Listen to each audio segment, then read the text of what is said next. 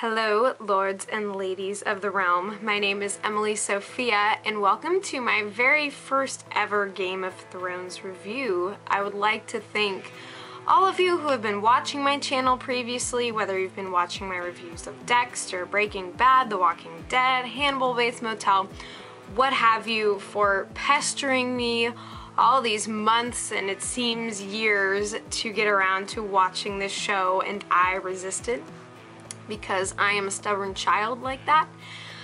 But push came to shove, I am officially addicted and I've been initiated into the universe, so be expecting my weekly reviews of Game of Thrones from here on out. And I also, today, before watching this premiere, I blitzed through almost the entirety of the third season today. Yeah, so it has been a full day out of my normal life experience and in the Game of Thrones world. And I am feeling seriously messed with. Like, as in, I am probably gonna hibernate after making this review. And in fact, I filmed a reaction video, or I guess I filmed myself and my brother as we were watching the Red Wedding episode, and I thought that I was gonna post it, but now I'm not so sure because, you know, when it comes to my personal reactions to things, especially regarding television, I'm a two-sided coin. I either explode or implode, and I definitely completely imploded, so I might, you know, post some like screen caps or something from that experience on my Facebook page. You can get a link to that in the description, but you know, I wasn't so sure about that. Anyways, spoiler alert before we actually dive into the thick of things with this episode, as I will be bearing all. And without further ado, let us get right to it. I will do my best to walk through everything in as great of depth and with as much speed as I can without going too crazy fast. So, we start off with a little bit of symbolism of the passage of the Stark era with the melting down of Ned Stark's old, absurdly large broadsword ice, melted down and then crafted into two swords, one of which was given to Jaime upon his return to King's Landing. And you know, the big question that I really saw in this episode was, you know, who is left to resist the Lannister takeover now in this post-Red Wedding world? You know, who's closing in on their goals just in general in the scope of the kingdoms, and what are the implications of those goals for the rest of the realm? You know, so this episode strongly reinforces the show's theme of all these different powerful interest groups all vying not only for their survival but for omnipotence and authority over all the other houses and human or spiritual or otherworldly forces. It's the Game of Thrones, plain and simple, and I think that this episode really spoke to that in all of its subtleties and the different plots that we got to see unfolding as well. So first of all, we see that Jaime's homecoming isn't particularly as happy as he might have hoped. He returns, you know, seeking normalcy and stasis to him, a place in the King's Guard, rather than Papa Tywin's generous gift of a position at Casterly Rock, from whence they came. And he also craves a place in the heart of his beloved sister lover, Cersei. The two, of course, you know, go hand in hand, being in King's Guard, being with Cersei, keeping it all on home turf, you know. So nearness to her and the ability to continue to prove and better himself are, you know, they're pretty much all that he's got now. And yet, lately, Cersei is more often than not totally tossed. Nobody out there is really appreciating what he's doing, as is evidenced by Tywin's disdain and, of course, Joffrey's opportunistic douchebaggery. You know, he took too long coming back to Cersei. He got himself captured. Like, it was really hilarious and sad how everyone was making it out like that his capture by the Starks was his fault, as if it was his scheme and that's what he was looking to do. I mean, I've come to have a lot more affection for Jaime than I used to, and so I'm kind of starting to, like, you know, pull back a little bit as everyone's sitting here, like, telling him, look what you done just did. And he's like, you guys, not that I feel 100% sorry for him. It's really hard to feel that way for anybody in this universe. But, you know. So, but don't worry, Jaime. You're not the only character that George R.R. Martin's got it out for. You know, it's like Cersei said last season. We're all being shipped off to hell together, so you're just one of the passengers for the ride. And so, consistent throughout the episode are the two main beliefs that are reiterated by a variety of characters. You know, the one that the war is over, and then the other that there is an entirely new war that's getting ready to rear its head. So, with Stannis currently sitting in a little bit of a moody timeout at Dragonstone, with only the fire-laced counsel of his Red Priestess keeping him afloat, and the Starks recently torn limb from limb through the joint effort of the Freys and Lannisters, it would seem that all is well, and there's no better place to be than in this little peaceful lull before winter. And for most, this, you know, winter doesn't even seem particularly imminent. However, we get a sense of the undercurrent of a new war, one that is fueled by revenge in the form of Prince Oberyn Martell, a man of lust and deep, abiding, hand-stabbing loathing, as he blames Tywin for murdering his sister and her infant children. So Oberyn arrives in place of a guest of Dorne and, you know, invited to attend the wedding of Joffrey and Marjorie. And he skips the fanfare of Tyrion's attempted welcome in favor of visiting Littlefinger's brothel with his lover, both of whom are keen on finding ways to satisfy their sexual appetites and then also play the game that their visit to King's Landing and basically requires. So suffice it to say, poor Tyrion's got another tally mark to scratch onto the wall of his many, many misfortunes. Bless the guy's heart. I mean, seriously. For me, I have a lot of sympathy for Tyrion right now.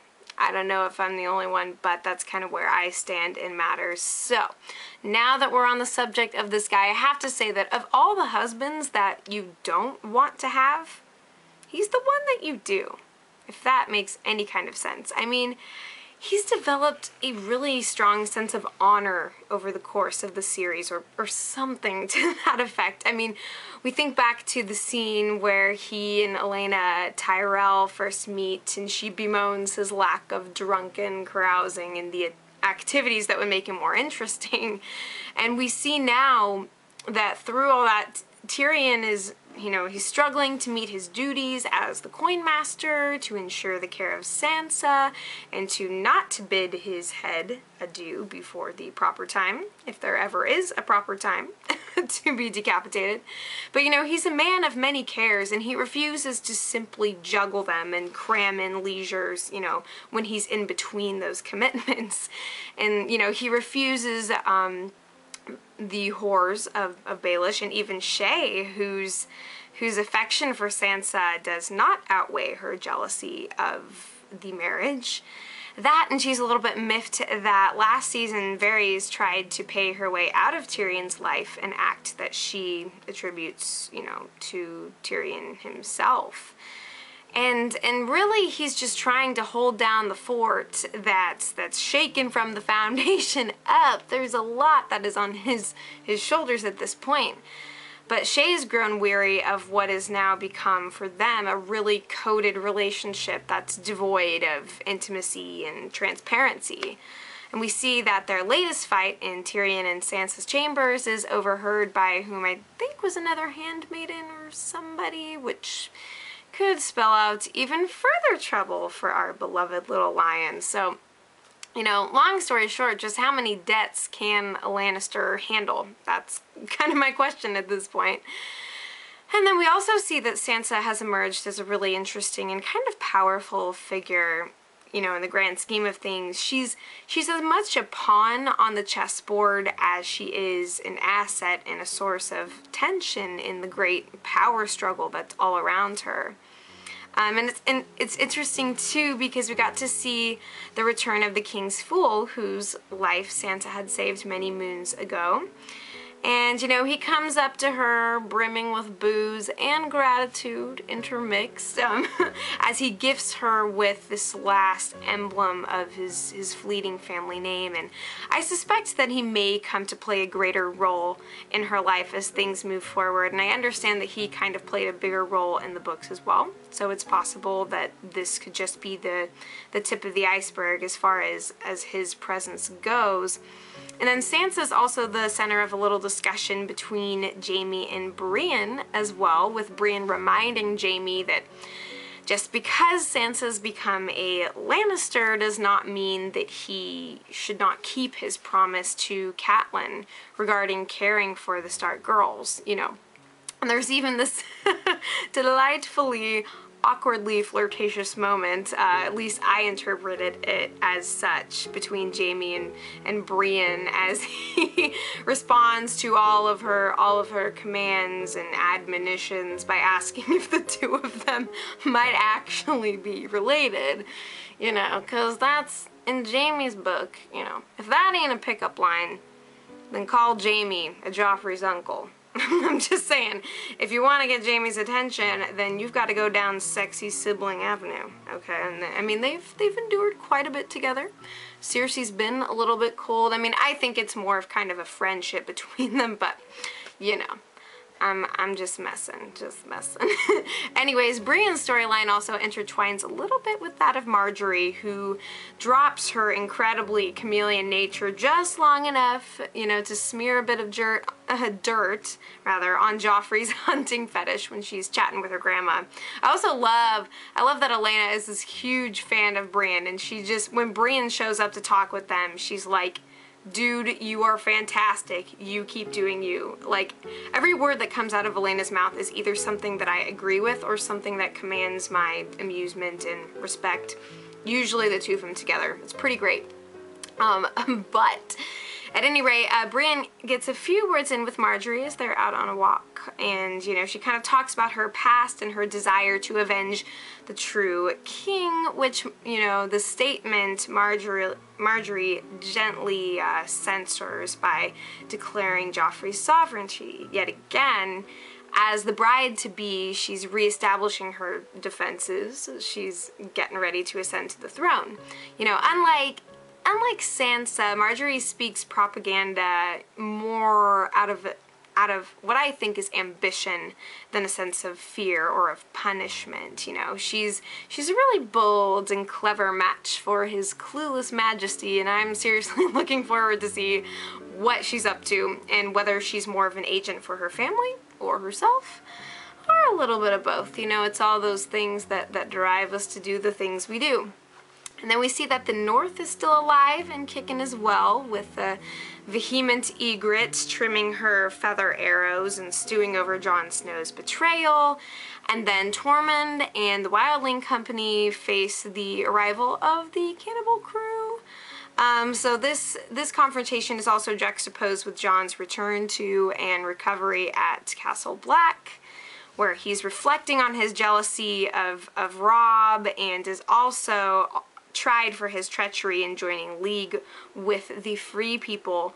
And Jon defends, you know, both the group that he was with and explains that the mission that he was on was Corran's idea, and that in killing him, he was attempting to, you know, he's attempting to infiltrate their scheme and to play a part in that But, you know, we all see how things turned out and oaths got broken along the way, and just as John was facing losing his head, he owns these things, he owns what he has done, and I love that he's emerged as a really strong character in that respect.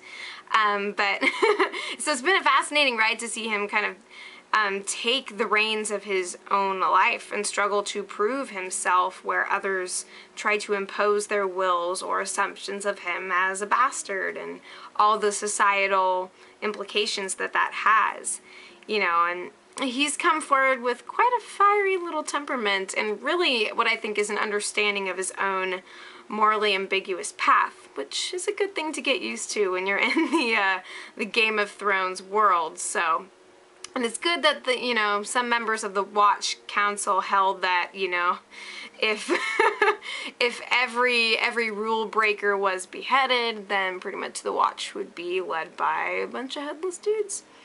I'm down with that. And then far past the Wall and King's Landing and all the craziness, Dany is moving in like a hurricane toward the Iron Throne, and she is picking up momentum in the form of troops and the liberated slaves. And while she's got a serious influence and conviction in her goal of creating this new world order, I mean, she is just ramping up to be the queen of all, with quite a bit of finesse. You know, and while her little dragon babes are stretching the maternal cord, she's still really got this strong sense of just what she is out to do. And while she continues to be one of my favorite characters, and maybe the closest thing that we really have to a protagonist in this world where the scales are constantly getting rebalanced and we're constantly following so many different perspectives, I'm really kind of starting to fear for just where she might be going, you know, her sense of righteous reckoning, where that's going to take her. I feel that ultimately she's going to end up with more than she can handle. Like, if you don't impose a definitive new system when you take out the old one with all these liberations that she's been doing along the way, then you create chaos, you know. And if you can't climb the ladder of chaos with absolute boldness, then it's the fall that's going to kill you, just like Peter Baelish said last season. That's been a favorite quote of mine for recently. And then it's also interesting to see how powerful Dany truly is, with, you know, just by seeing how many people are trying to influence her. If you can seduce or soften the armor of one of the most potent contenders for the throne ever to stride its way, then you too just might get a slice of the delicious pie that is to come. So I'm both curious and nervous to see how Dany's going to treat these subtle advances of her officers and other rulers that she comes into contact with as she goes. Because, you know, everybody knows that the Khaleesi, she be running the show, and it is far too tantalizing to try not to call dibs on some portion of what she's after. And also there was a bit of confusion with this episode too, because Dario, I forget how you pronounce his name, but he was the sellsword, the guy from the Second Sons who helped her to conquer the city in the last season. The actor who was playing him previously, Ed Skrein, I think, he was replaced with Michael Huisman. Gosh, these last names are killing me. But yeah, so that's the latest suitor who Khaleesi is dealing with, and that threw me off because I thought this was a new guy entirely. He just seemed like a new character out of the blue, pulling out all these flowers, and you know. So I was trying to figure out exactly who he was, but you know, and I think that this guy, he's also pretty attractive as well, just in a different way from the previous incarnation of the character. And in fact, Ed Skrein, however you even pronounce that, like, he was almost over attractive for me. He was almost too pretty. And it seems like Dany kind of lost her bearing around him a little bit. And we want to see her more in control and more sure of herself in her exchanges with others. So it seems like that is kind of what is being accomplished with this new actor in play as well. So, you know, that just kind of helped my brain out a little bit. And then, last but not least, we get a glimpse at the Fox and the Hound, or shall we say Arya and her most unlikely protector. And much to our satisfaction, Arya got the chance to take back Needle, and with a serious vengeance, as she stabbed Polliver through the neck. Just as he had her friend in seasons past, what goes around comes back around. You know, at least somebody gets to make some headway in getting revenge after all the injustice that we just dealt with in the last season. And I know that having just watched it today, I'm like, yes, it's really good to see that for me. And then the Hound, too, has some really, you know, crazy and visceral moments. Not to mention anytime he says anything about, like, you know, F the king. I get the exact same little grin on my face that Arya does. And, you know, the two of them are becoming as thick as thieves. And I really dig it. And I thoroughly enjoy the fact that they have each other as they try and figure out just where to go in the post-Red Wedding world. And if all goes according to my secret hopes, then Arya is just getting warmed up for what's to come with the names that she's been repeating for so long. I mean, something's coming from it, we know. So that's kind of my general thoughts. Feel kind of bad for Jaime at the same time. The Jaime-Cersei situation is, it just is what it is. They both carry their own faults and expectations, and I mean, you know, Cersei's looking out for her #1 love above anyone and everyone else, and that is Cersei. So she's been dealing with her own self for so long that seeing Jaime come back in, she just doesn't have that same place for him anymore. And then I'm concerned for Tyrion and kind of the fire that he's going to be coming under this season. We'll see what's going on with Sansa. Again, it seems like a lot of different people are juggling her, looking to jostle her around.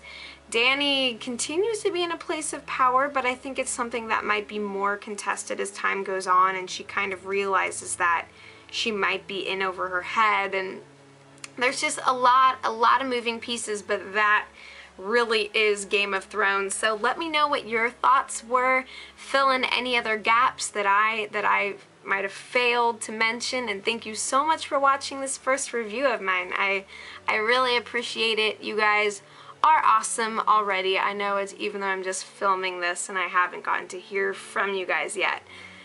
It's gonna be a good season. I'm pretty jazzed, so feel free to watch any of my other reviews, other shows. I also make some music. It's been a while, but I'll be getting back around to that too. So thank you again. You guys take care, and I will be back before you know it.